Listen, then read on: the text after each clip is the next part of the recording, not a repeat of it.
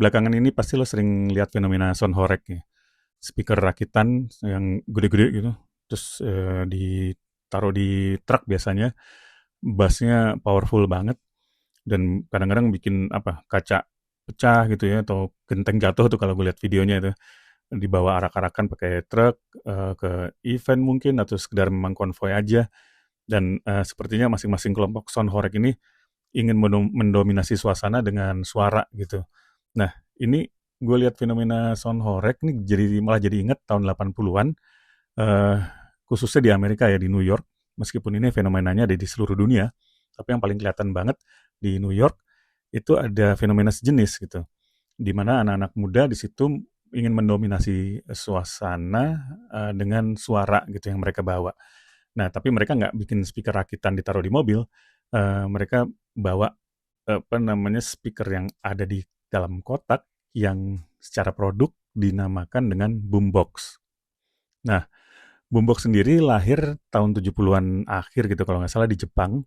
Jadi brand-brand kayak Sony, JVC, terus Panasonic, Sharp gitu, bikin radio kaset portable dan pakai speaker gede tuh.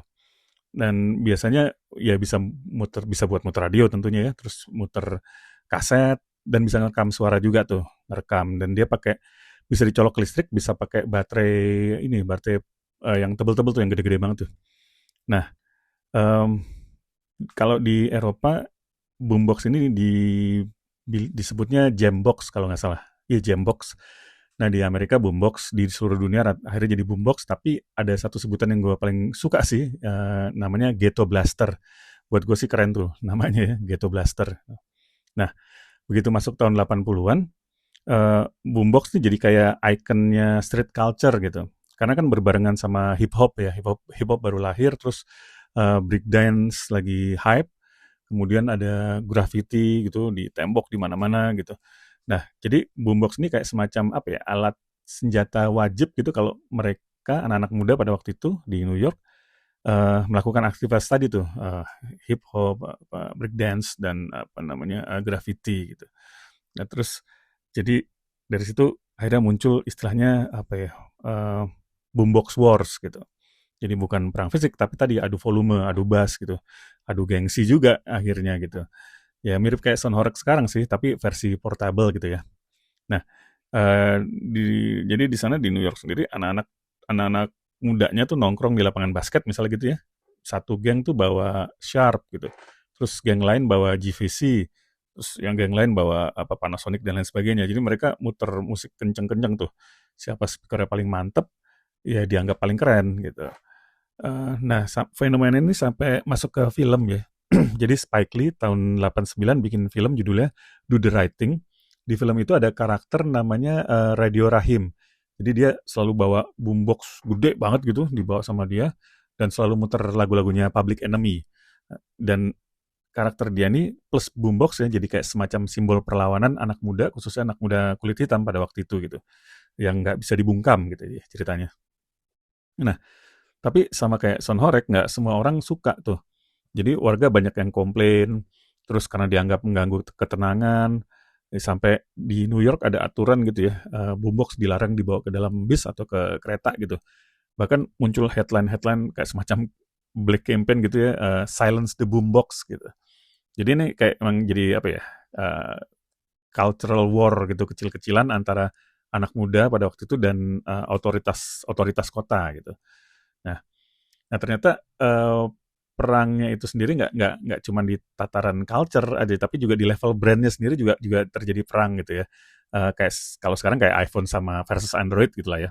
Nah dulu tuh masing-masing boombox juga ada fanboy-nya gitu, dan masing-masing, brand itu, punya produk boombox andalannya masing-masing. Kayak misalnya JVC itu punya JVC RC-M90.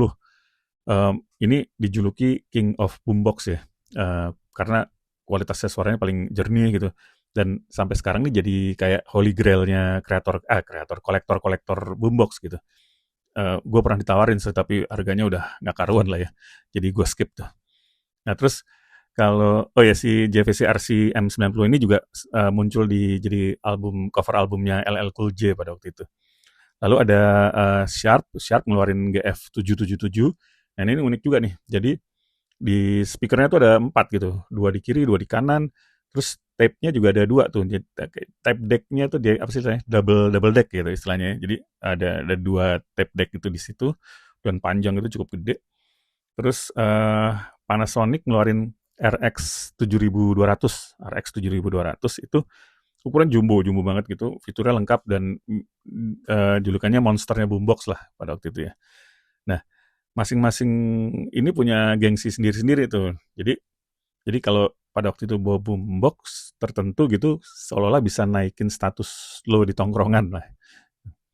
Nah, tadi kan ada film judulnya apa Do the Right Thing gitu ya, ada karakter Radio Rahim gitu. Nah, ada lagi film lain yang jadi cukup ikonik kemunculan boomboxnya, judulnya Say Anything, tahun 89 juga sama. Yang main John Cusack, adegan paling apa ya, paling memorablenya tuh dia berdiri gitu di depan rumah apa gebetannya, ngangkat boombox gitu tinggi-tinggi sambil muter lagu-lagu cinta. Nah, jadinya boombox uh, punya sedikit pergeseran, nggak pergeseran sih, tapi bisa diartikan juga selain simbol perlawanan anak muda terhadap otoritas tadi juga simbol perjuangan cinta. Jadi kayak gitu-gitu tuh. Gitu. Ya, menarik sih. Um, jadi emang boombox bukan cuma soal apa ya musik jalanan pada akhirnya atau apa ya, tapi juga bagian dari budaya pop global pada waktu itu. Nah, tapi tentunya inilah ya, tentunya suatu yang sukses gitu akan turun juga gitu ya, ada masanya gitulah ya, tren namanya juga. Nah, tahun 80-an tengah itu muncul Walkman dan Discman. Musik tuh jadi lebih personal gitu ya, apa pakai headphone gitu. Dan orang nggak ganggu orang lain, jadi musik lebih personal, masing-masing orang bawa Walkman atau kemudian disusul dengan Discman, yang akhirnya boombox makin lama makin tersingkir. Nah, tahun 90-an muncul mini hi-fi yang biasanya ditaruh di kamar-kamar, di rumah-rumah gitu, jadi nggak dibawa lagi kemana-mana, kalau bawa keluar pun cuma bawa Walkman tadi atau Discman. Lalu 2000-an muncul MP3 player, terus iPod, ya akhirnya boombox tersingkir lah ya. Nah, apa ya, penjualannya ya turun drastis jadinya dan sekarang sih kalau gue lihat-lihat masih ada yang produksi boombox tapi udah apa pakai Bluetooth gitu dan ya kurang sih buat gue vibes-nya ya. Tapi ya buat nostalgiaan ya lumayan mungkin gitu. Nah, dan boombox akhirnya sekarang masuk ke ranah koleksian gitu ya, kolektor.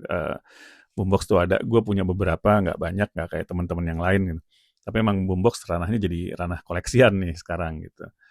Nah, kalau kita lihat lagi, boombox ini kayak apa ya? Jadi bukti kalau produk tuh bisa lebih besar daripada fungsinya gitu. Bukan cuma alat muter musik apa, tapi jadi simbol status, identitas komunitas, bahkan ya perlawanan budaya tadi ya. Gitu. Nah, ini menarik banget gitu. Nah, mungkin fenomena sekarang tuh fenomena kayak gitu sekarang masih ada ya antara brand satu yang satu kategori brand satu versus brand lain gitu ya. Nah, ya apa intinya semua punya semangat yang sama gitu, adu gengsi gitu ya, adu gengsi lewat apa ya style yang diyakini gitu yang menjadi identitas audiensnya gitu atau penikmatnya itu kurang lebih. Nah, jadi ya tadi sebelum sound horeg itu gue jadi malah inget jadi fenomena boombox tahun 80-an. Dan gue sih masih berharap bisa dapat holy grailnya ini ya, boombox sih. Mudah-mudahan dapat. Thank you udah nonton, subscribe, likes, dan sampai jumpa di episode berikutnya.